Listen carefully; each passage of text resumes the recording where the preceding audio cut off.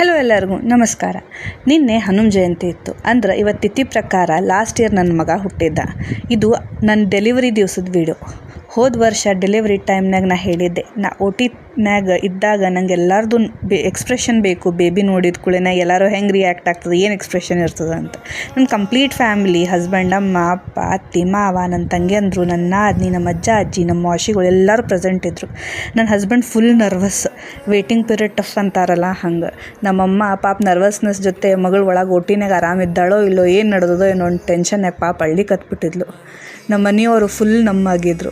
ಎಲ್ಲರೂ ಒಂದಲ್ಲ ಒಂದು ಹಂಗೆ ಹಿಂಗೆ ಅಂತ ಫುಲ್ ಖುಷಿಲೇ ಎಕ್ಸೈಟೆಂಟ್ ಆಗಿದ್ರು, ನರ್ವಸ್ ಇದ್ದರು. ಅದಾಗ್ತದೆ, ಇಷ್ಟೊತ್ತಿಗೆ ಹೊರಗೆ ಬರ್ತೀವಿ, ಈಗ ಬರ್ತಾನೆ, ಈಗ ಸುತ್ತಿ ಬರ್ತದ, ಅದು ಇದು ಅಂಥೇಳಿ ಮಾತಾಡ್ಕೋತ ಕೂತಿದ್ರು.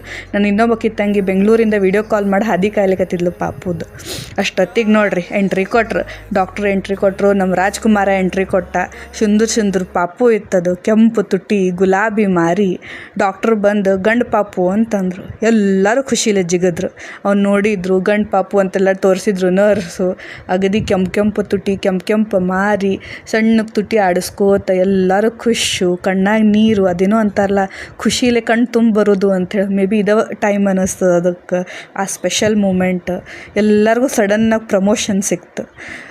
ನಮ್ಮ ಮನೆಯಾಗಲಿ, ತವ್ರ ಮನೆಯಾಗಲಿ, ಅತ್ತಿ ಮನೆಯಾಗಲಿ, ಇದು ಮೊದಲನೇ ಕೂಸು. ಸ್ವಲ್ಪ ಎಕ್ಸ್ಟ್ರಾ ಸ್ಪೆಷಲ್ ಅದು ಇದು ದಿವಸ. ಕೂಸು ಸತ್ಯಕ್ಕೆ ಎಕ್ಸ್ಟ್ರಾ ಸ್ಪೆಷಲ್ಲು. ಎಲ್ಲರೂ ಒಬ್ರಿಗೊಬ್ರು ಪ್ರಮೋಷನ್ ಸಿಕ್ಕದ ಅನ್ನೋ ಖುಷಿನಾಗ ವಿಶ್ ಮಾಡಿದರು.